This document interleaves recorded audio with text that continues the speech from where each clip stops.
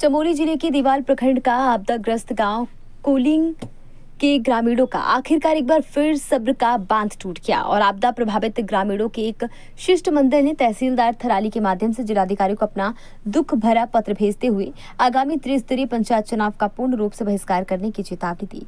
पत्र में कहा गया कि उनका गांव आपदाग्रस्त है और प्रशासन ने उनके गांव को गांव के ही दिदिना तोक में तत्काल विस्थापित तो कर दिया था, लेकिन विस्थापित परिवारों को सड़क से गांव तक पहुंचने के लिए एक अदद मोटर मार्ग तक नहीं बन पाया। जिलाधिकारी को संबोधित पत्र में कोलिंग के ग्रामीणों ने कहा कि उनके गांव के दिदिना तोक के लिए वर्ष 2008-9 में मोटर मार्ग स्वीकृत हो चुका था, लेकिन आज भी वह मोटर मार्ग शुरू नहीं हो पाया है।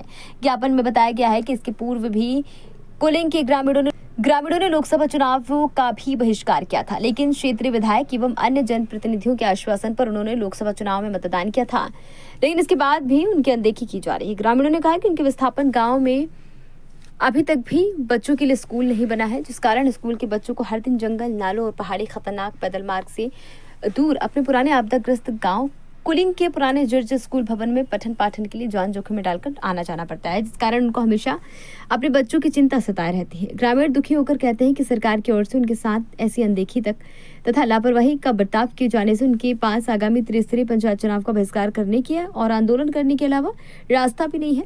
इसलिए उन्होंने आज जिलाधिकारी को अपना चुनाव बहिष्कार का पत्र भेजा। तहसील में आए थे, क्या कुछ आश्वासन आप लोगों को इससे पूर्व में मिल चुके? हमें ये हमारा गांव जो है 2018 में विस्थापित सरकार द्वारा शासन प्रशासन दिदिना नाम स्थान में किया गया है। हिंदुस्तान का शायद पहला गांव है जो कि प्लेन में विस्थापन होने के बाद पहाड़ में गया। वो भी ऐसी जगह है जहां आजकल के आधुनिक सुविधाओं से बीन है, न वहाँ यातायात के साधन थे, न वहाँ बिजली है, न बच्चों के स्कूल हैं, सभी है। पिछले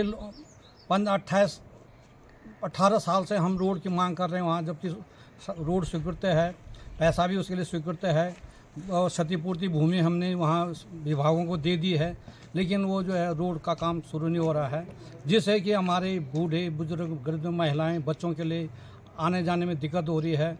गांव जो है बिल्कुल उसके कागार पर है सर, लैंडस्लाइड होकर करके कभी भूगन जो क्षेत्र है यहाँ कभी भी कोई दुर्घटना लोगों के साथ घट सकती है। परिवार वहाँ पे रहते हैं? बड़ी वहाँ पर जो है 80 परिवार करीब यहाँ पर हैं और 320 करीब इसकी आबादी है।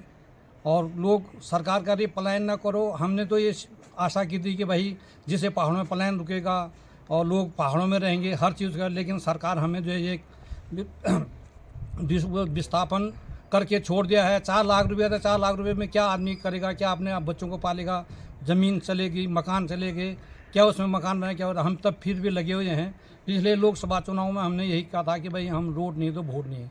मानिए हमारे क्षेत्रीय विधायक जी जितने जनप्रतिनिधि आए थे उन्होंने कहा कि 6 महीने में जो है हम आपको रोड देंगे, लेकिन 6 महीने के आज साल भर बीत गया, कोई सुनने को नहीं आया।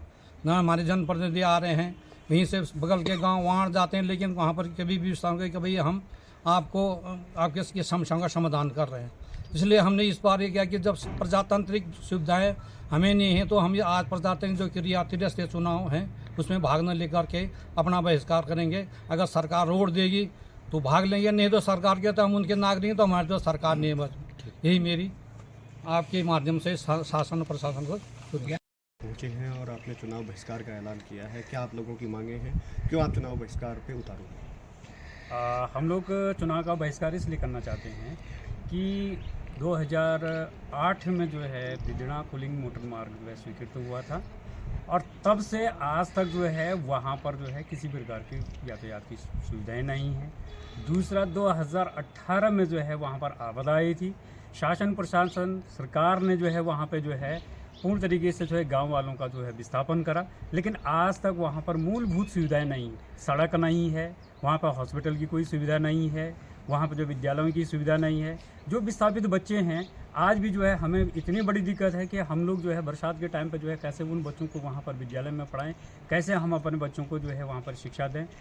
दूसरी बात जो है कि वहाँ पर हमारे जैसे स्वास्थ्य से संबंधित बातें हैं कि हमारी माता बहनें आज जो है हम लोग कह रहे हैं सरकार कह रही है पलायन मत करो, कैसे नहीं करेंगे पलायन जब वहाँ पर जो है किसी प्रकार की सुविधा नहीं है। तो आज हमारे जो भी प्रसव वाली महिलाएं वो देहरादून जा करके बैठी हुई हैं।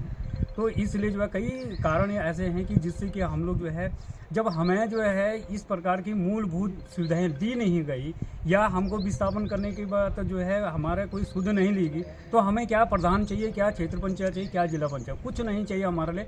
अगर हमें सड़क मिलती है, हमारे जो है मूलभूत सुविधाएं होती हैं, तो हम जो है वोट में प्रक्रिया में जो है आगे, नहीं तो हम किसी प्रकार से भी जो है उस गाँव में जो है न तो पूरे तरीके से पूरे मतलब जो भी वोटर हैं वो उन्होंने बहिष्कार करा है, जिसका हमने जो है आज प्रत्यावेदन जो है उप जिलाधिकारी महोदय के कार्यालय में जो है यहाँ पर प्रेषित किया है। और हम आशा करते हैं कि सरकार प्रशासन जो है हमारी इस मांग पर जो है मतलब हमको आश्वासन दे करके हमारी मांगें पूरी करेंगे। खबर भारतवर्ष के लिए चमोली उत्तराखंड से सुरेंद्र नेत्रा की रिपोर्ट। अपने शहर, अपने प्रदेश की ताज़ा खबरों के लिए लाइक करें, शेयर करें, सब्सक्राइब करें और हाँ, बेल आइकन दबाना ना भूलें, क्योंकि खबर हमारी, फैसला जनतंत्र का।